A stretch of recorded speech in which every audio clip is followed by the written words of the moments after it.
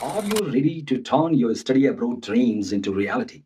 Welcome to Study Park Education in Bagh Bazaar, Kathmandu, your trusted partner for global education. At Study Park, we offer expert IELTS, SAT, PTE, and Duolingo preparation classes, both online and on site, led by experienced teachers in a warm, supportive environment. Our personalized counseling helps you choose the perfect university in the UK, Canada, Australia, and beyond. Led by Mr. Ram Chetri, our dedicated team has guided over 1,000 students to their dream universities with a proven success rate. Our genuine counseling and tailored guidance make your journey seamless. Don't wait to chase your global education dreams. Join Study Park Education today for world class preparation and counseling. Visit us at Bagh Bazaar, Kathmandu. Your future starts here. यदि तपाईँहरू पनि विदेशमा गई राम्रो university select गर्न चाहनुहुन्छ भने study park एजुकेसनलाई सम्झिनुहोस् र बाग बजारमा गई स्टडी पार्क एजुकेसनमा आफ्नो सिट सुनिश्चित गर्नुहोस्। सम्पूर्ण प्यारा विद्यार्थी भाइ बहिनीहरूलाई मेरो हार्दिक नमस्कार। म सूरज भट्ट। आज म तपाईहरूलाई यस कविताको महत्त्वपूर्ण टपिक्सहरूको बारेमा भन्न गइरहेको छु। तपाईहरू सम्पूर्णलाई ध्यानपूर्वक सुन्न र बुझ्न अनुरोध गर्दछु। यो भिडियो तपाईहरूले हेरिसके पश्चात तपाईहरू सम्पूर्ण महत्त्वपूर्ण प्रश्नहरूको उत्तर लेख्न निकै सहज महसुस गर्नुहुनेछ। यहाँ कविताको फर्स्ट टपिकमा सिमलेस सहरको कुरा गर्ने हो भने वक्ताले यहाँ काठमाडौँ सहरलाई सिमलेस सहर भनी भन्नुभएको छ। सिमलेस सहरको अर्थ a city without any control or restriction भन्ने बुझिन्छ। वक्ता यस सहरका विभिन्न पक्षहरू हेर्दा सफ्ट हुनुभएको छ। यहाँ सफ्टको अर्थ नरम हो।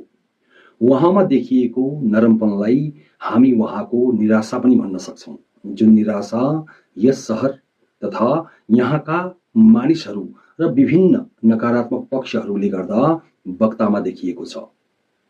अब यहाँ यस सहरलाई वक्ताले सिमलेस भन्नुको पछि मुख्य कारण यस सहरका विभिन्न पक्षहरू रहेका छन्। यस सहरमा कुनै पनि अप्रिय घटना कुनै पनि बेला घट्न सक्छ। यहाँ ज्यानको कुनै पनि ग्यारेन्टी छैन। रहस्यात्मक शान्तिमा पनि अनौठो किसिमको डर रहेको छ। यो सहर अपराधिक गतिविधिहरूले भरिएको सहर हो। यहाँ जताततै अराजकता देखिन्छ। राज्यको नियम कानुन लागू छैन। यहाँ कुनै पनि कुराको भर छैन। यहाँ रातमा चन्द्रमाको किरणमा यहाँ घरहरूका भित्ताहरूमा जताततै राजनीतिक पोस्टरहरू देखिन्छन्, तर यहाँ राजनीतिक अस्थिरता चरम सीमामा रहेको छ। यहाँ यस नियन्त्रण बिनाको सहर अर्थात् छाडा सहरमा मानिसहरूका घरहरूका भित्ताहरू, तिनीहरूका विभिन्न रीतिरिवाजहरू, तर्कहरू, भनाउँदो राजनीतिक आस्था, सम्पूर्ण कुराहरूमा नकारात्मकता भेटाउन सकिन्छ। यहाँ अपराधिक क्रियाकलापहरू खुल्लेआम रूपमा गरिन्छन्। यो छाडा सहर प्रदूषणको चरम सीमामा पुगेको छ। यहाँका गनाउने फोहोर पुराना गटरहरू, तारहरू झुल्लिएका पुराना ल्याम्प पोस्टहरू इत्यादिको गीत पनि चन्द्रमाले व्यङ्ग्यात्मक रूपमा गाएको छ। यस छाडा सहरको एक मात्र प्रत्यक्षदर्शीका रूपमा यहाँ रातको चन्द्रमा रहेको छ। तपाईहरूको जानकारीका लागि भनिदिउँ, यस भूमिमा क्रोकस फूल पनि ढुङ्गामा फुल्छ, जसको दुईवटा सम्भावित अर्थ हुन सक्छ। नम्बर 1, अराजक सहरमा झिनो आशाको किरण। नम्बर 2, यस छाडा सहरको भूमि पनि अपवित्र बनेको छ, जहाँ माटोमा होइन ढुङ्गामा फूल फुलिरहेको छ। यहाँ टपिक नम्बर 2 मा वक्ता पुनः सफ्ट अर्थात् निराश हुनुभएको छ। उहाँको निराशाको मुख्य कारण दयनीय भोका गरिब बच्चाहरूको अवस्था हो।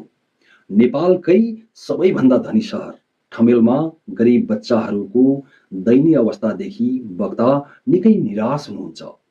यस चकाचौँध धनाढ्य सहरमा पैसा त धेरै छ, तर मानवता कसैमा पनि छैन। यस धनाढ्य सहरमा गरिब भोका बच्चाहरू भोकमा चिच्याइरहेका छन्, तर मनकारी मानिसहरू छैनन्। यहाँका मानिसहरू निकै इन्डिफरेन्ट भएका छन्। यी बच्चाहरू भोको पेटमा रोइ कराइरहेका छन्। तिनीहरूको पीडायुक्त कराइलाई सुनिदिने कोही छैन। तिनी आफ्नो पीडादायक रात केशर महलका रुखहरूमुनि बिताइरहेका छन्, जुन रुखहरूमा रगत चुसुवाहरू अर्थात् चमेराहरूको बास छ। यहाँ गरिब भोका बालबालिकाहरूको यो अवस्था ज्यादै दयनीय रहेको छ।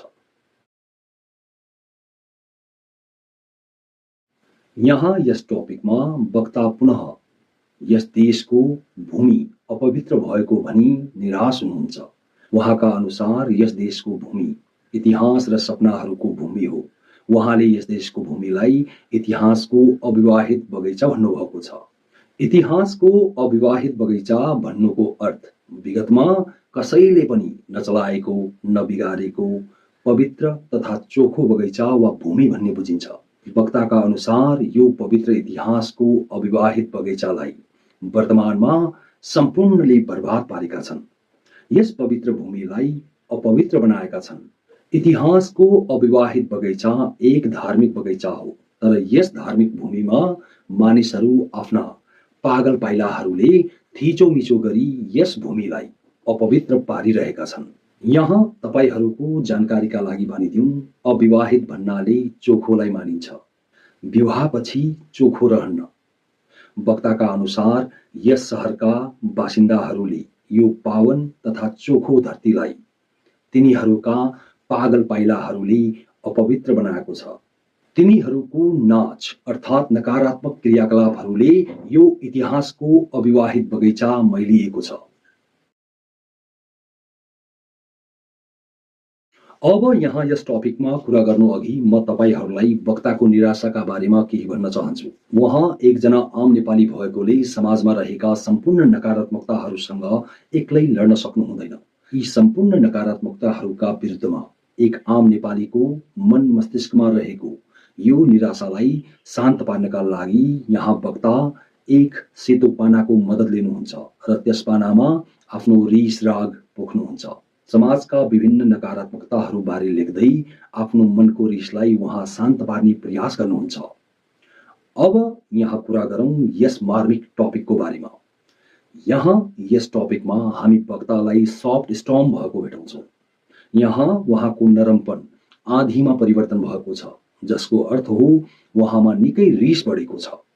यो रिस बढ्नुको कारण एउटा निकै मार्मिक दृश्य हो, जुन उहाँ यस छाडा सहरको हिंसक इतिहासको गल्लीमा भेटाउनुहुन्छ। उहाँ एउटा दयनीय छाडिएको सानो बालकलाई हिंसक इतिहासका गल्लीहरूमा आफ्नो आमालाई खोज्दै गरेको देख्नुहुन्छ। यस बालकले आफ्नो घाँटीमा रेडियो ट्रान्जिस्टर बोकेको छ र यो निरन्तर रूपमा आमा आमा भनी हिंसक इतिहासको गल्लीमा रुँदै कराइरहेको र आफ्नो आमालाई खोजिरहेको छ। यस दृश्यले वक्तामा निकै रिस भरेको छ। यो दृश्य वर्तमान नेपालको कटु सत्य हो। भोको पेट, गरिबी, जिम्मेवारीहरूले गर्दा हजारौं आमाहरू यस भूमिको हिंसक इतिहासका गल्लीहरूमा हराएका छन्। तिनीहरू दयनीय अवस्थाका कारणले गर्दा अपराधिक तथा अनैतिक कार्यहरूमा संलग्न भएका छन्। आफ्नो तथा आफ्ना बालबालिकाहरूको भोको पेटका कारण आफ्नो जीव समेत बेच्न पुगेका छन्। विभिन्न कठिनाइहरूले गर्दा नेपाली चेलीबेटीहरू, आमाहरू अनैतिक कार्य गर्न बाध्य भएका छन् र यस हिंसक इतिहासको गल्लीहरूमा हराएका छन्। यो कटु वास्तविकता देख्दा आम नेपालीको मनमा आँधी नै चल्छ। अब यहाँ यस टपिकलाई हेर्ने हो भने हामीहरू पुनः वक्तालाई सफ्ट स्टर्म भएको भेटाउँछौँ। उहाँ हदै रिसाउनुहुन्छ जब उहाँ एकजना निर्दोष व्यक्तिलाई उसैको घर र परिवारका सदस्यहरूको अगाडि बिना कुनै कारण दयनीय हिसाबले कुटपिट गरेको देख्नुहुन्छ। कुट्नेहरू को हुन् केही थाहा छैन, किन कुटे कारण स्पष्ट छैन। बेमतलबमा आई कुटेर गए, यो अन्याय हो र यस्तो अन्याय यहाँ यस छाडा सहरमा हुन्छ। वक्ता यस समयलाई नो सेन्सिबल टाइम भन्नुहुन्छ, जसको अर्थ हो एक यस्तो समय जहाँ विवेकको कमी छ। छाडा मानिसहरू राजनीतिक अस्थिरता, कानुनको राज, शक्ति प्रदर्शनी जस्ता नकारात्मकताहरूले गर्दा यहाँ यस भूमिमा यस्ता नचाहिँदा कार्यहरू हुन्छन्। यो समय विवेकपूर्ण समय होइन। यस समयमा जीवनको कुनै ग्यारेन्टी छैन। यहाँ कुनै पनि अप्रिय घटना कुनै पनि समय घट्न सक्छन्। कुटपिट मारकाट यस छाडा सहरमा जुनसुकै बेला पनि हुन सक्छन्। यस समयमा विवेकको प्रयोग गर्ने कोही पनि छैन। सम्पूर्णलाई अविवेकले डोर्याएको छ। अब यहाँ यस टपिकमा वक्ता पुनः नरम हुनुभएको छ, अर्थात् दुखी वा निराश हुनुभएको छ।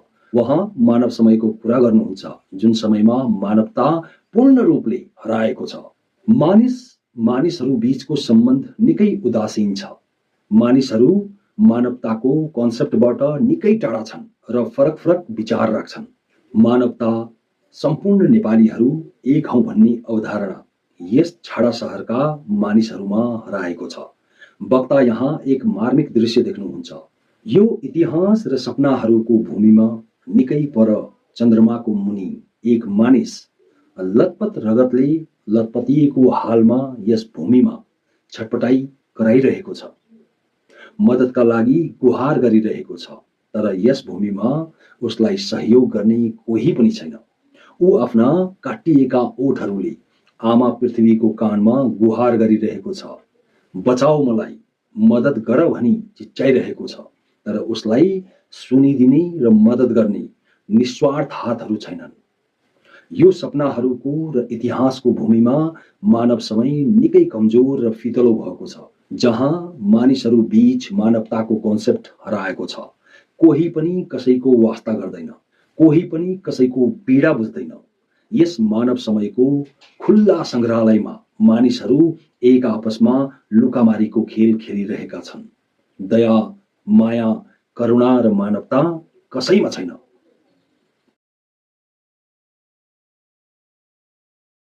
अब यस टपिकमा वक्ताको निराशा सम्बन्धी केही भन्न चाहन्छु। वक्ता त्यतिखेर निकै निराश हुनुहुन्छ जब देशका भनाउँदा नेताहरू र तिनीहरूका आश्वासनहरू, वचनहरू सम्झिनुहुन्छ। यी भनाउँदा नेताहरू गफ गर्न सक्छन्, ठूला ठूला वचन गर्न सक्छन्, तर माग भने जनताहरूको कहिले पनि पूरा गर्दैनन्। सत्तामा पुगिसके पश्चात आफ्ना वचनहरूलाई बिर्सिन्छन् र गरिब जनताहरूलाई हेर्दैनन्। यो अविश्वासका कारण वक्ता एक दिन यी सम्पूर्ण धोकेबाजहरूलाई यो ढुङ्गाको भूमिमा ठूलो लीला देख्नेछौ भनी चेतावनी दिनुहुन्छ। वहाँ भन्नुहुन्छ, मेरो आँधी नरम छ, अर्थात् मेरो रिस अहिलेको कोमल छ, तर यो बिस्तारै बिस्तारै बढ्छ जब म समाजमा यी नकारात्मकताहरू देख्दछु। वहाँको नरम आँधी बिस्तारै बढ्छ जब वहाँ संविधानका शान्त पानाहरू, यस भूमिका शान्त ढुङ्गाहरू, युद्धका सम्झना बोकेका छाडिएका र रगतले भरिएका सटहरू, देवताहरूको निवासमा मौन जीर्णता अर्थात् पवित्र स्थलहरू र परम्परागत विश्वासहरूको क्षय र विनाश देख्नुहुन्छ। उहाँका अनुसार यी सम्पूर्ण कुराहरूले नेपाली नाचहरू र गीतहरू मानव आँगनमा असहाय दैविक बालुवा मुनि दबेका छन्। वक्ता यस भूमिमा विचित्रका परिवर्तनहरू देख्नुहुन्छ, जस्तै ढुङ्गामा फूल फुलेको देख्नुहुन्छ। इतिहास पुराना बत्तीका पोलहरू मुनि र बन्जर भूमिमाथि कुदेको कुरा चन्द्रमाको प्रकाशले गुनगुनाउँछ। गरम भूमिमाथि चराहरूले आफ्नो विचित्रको यात्राको गीत गाउँछन्। लाली गुराँसहरू हिउँदमा फुल्छन्। आमा पृथ्वी दुखी चराहरूको गीतहरू मार्फत हिंसा र आतंकको बारेमा बताउनुहुन्छ। यी सम्पूर्ण कुराहरूले एकताबद्ध भएर वक्ताको यो नरम आँधी सिर्जना गरेका छन्।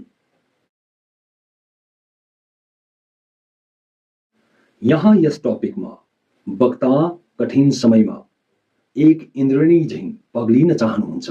उहाँका अनुसार भनाउँदाहरूको सानो र असहज तालको छालहरूमा उहाँको कोमल आँधी नाच्दछ। आजको यो भिडियो तपाईलाई कस्तो लाग्यो? राम्रो लागेको हो भने यस भिडियोलाई लाइक, कमेन्ट र शेयर अवश्य पनि गर्नुहोला। सम्पूर्ण अथेन्टिक नोट्सहरूको लागि मेरो website NAB English Support class 12 मा भिजिट गर्न नबिर्सिनुहोला। अब हामीहरूको भेट क्लास 12 को नेक्स्ट भिडियोमा हुनेछ। Thank you for watching this video. Best of luck for your examination. नमस्कार।